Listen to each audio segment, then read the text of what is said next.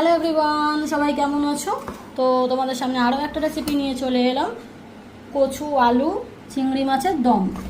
তো এখানে নিয়ে নিয়েছি পেঁয়াজ কুচি, টমেটো কুচি, এখানে নিয়ে নিয়েছি আলুটা সেদ্ধ করা আছে, কচুটাও সেদ্ধ করে রেখেছি, আর চিংড়ি মাছটা ভাজা আছে, আর আদা রসুন পেস্ট। লঙ্কা, কাঁচা লঙ্কাটা দেবো না, আমি গুঁড়ো লঙ্কা ইউজ করব। তো চলো রান্নাটা দেখাই, তোমাদের কেমন লাগে জানিও কিন্তু।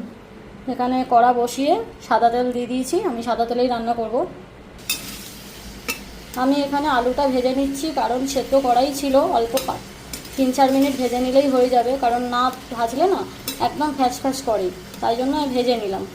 আর আমি 1 কিলো মতো কচু নিয়েছি, আর এখানে দুটো বড় বড় সাইজের আলু নিয়েছি, আর 400 গ্রাম মতন চিংড়ি মাছ নিয়েছি।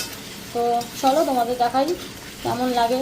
অবশ্যই একটা কমেন্ট করে জানিও, তোমরা যদি একটা লাইক করো, একটা কমেন্ট করো, একটা শেয়ার করো, তো আরও ভিডিও করার জন্য মানে খুবই উৎসাহ লাগে, মানে ভালো লাগে তোমাদেরকে দেখাতে।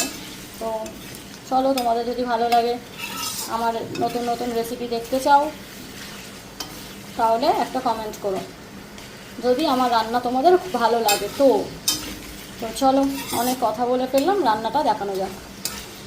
আমার আলু কিন্তু ভাজা হয়ে গেল। আমি ফোড়নে দিয়ে দিলাম গোটা জিরে, তার সাথে দুটো শুকনো লঙ্কা, দিয়ে দিলাম কেটে রাখা পেঁয়াজ। আমি কিন্তু একটা বড় সাইজের পেঁয়াজ নিয়েছি, কারণ 1 কিলো মতো কচু আছে, ফার্স্টেই বললাম।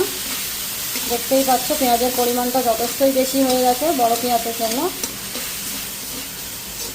দিয়ে দিলাম হালকা একটু চিনি, দিয়ে দিলাম আদা রসুন পেস্ট। তোমরা সবসময় দেখো আমি আদা রসুন পেস্টটা দিই, তার কারণ আমার রসুন ছাড়াতে শরীরে অ্যালার্জি হয়, মানে অ্যালার্জি বলতে আমার গা জ্বলে, একদম বিরক্ত লাগে আমার রসুন ছাড়াতে, বিরক্ত। তো ওইটাই আমি আর কি মেরে বললাম যে অ্যালার্জি, তো ভীষণ বিরক্ত লাগে। সেই কারণের জন্য আমি সবসময় চেষ্টা করি আদা রসুন পেস্ট দেওয়ার। আর যখন বর বাড়িতে থাকে কোনো সময় যদি রান্না করি, কোনো সময় ছাড়িয়ে দেয়, তাহলে তো ওকে ফাইন, আর না হলে তো একদমই না। আদা রসুনের পেস্টটাই আমায় কিনে দেয়, আমি এটাই দিই।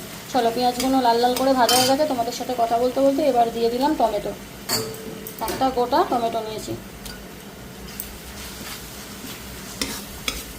দিয়ে দিলাম নুন, হলুদ গুঁড়ো। ঝাল মিষ্টি তোমরা কিন্তু একটু টেস্ট করে দেখে নেবে, ঝাল মিষ্টি আর নুনটা যে যেমন ঝাল খাও তেমন ঝাল দিও। দিয়ে দিলাম জিরে গুঁড়ো, দিয়ে দেবো কাশ্মীরি লঙ্কার গুঁড়ো। ফার্স্টেই বললাম কাঁচা লঙ্কা দেবো না, তাই দিয়ে দেবো ঝাল লঙ্কার গুঁড়ো। 1 চামচ মতো লঙ্কা গুঁড়ো নিয়ে নিয়েছি। দেখতেই পাচ্ছ একটু করে করছি, তেলটাও ছেড়ে যাচ্ছে, খুব সুন্দর কালারও এসে গেছে।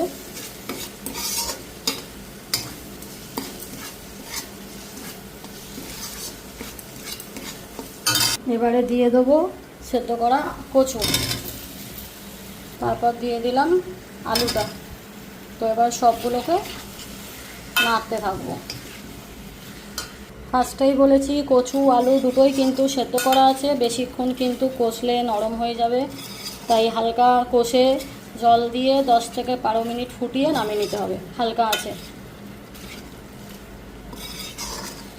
অলমোস্ট আমার কষানো হয়ে গেছে, এবার আমি জল দেব। একদম হালকা জল দিয়েছি, বেশি জল দেবো না, ফার্স্টেই বললাম দম বানাবো, কচু আলু চিংড়ি মাছ দিয়ে দম করব, সেই জন্য অল্প একদম জল যাবে। রুটি দিয়েও ভালো লাগবে, ভাত দিয়েও ভালো লাগবে। কালারটা দেখতেই পাচ্ছ কতটা সুন্দর এসে গেছে। তো এবার আমি চাপা দেব। দেখতেই পাচ্ছ অলমোস্ট হয়ে এসছে, আর 5 থেকে 6 মিনিটের মধ্যে আমি নামিয়ে নেব। ততক্ষণে আমি দিয়ে দেবো চিংড়ি মাছ।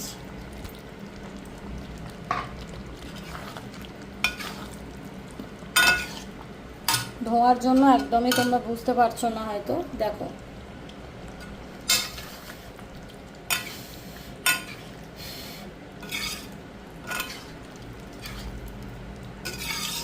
কচু আলু দিয়ে চিংড়ি,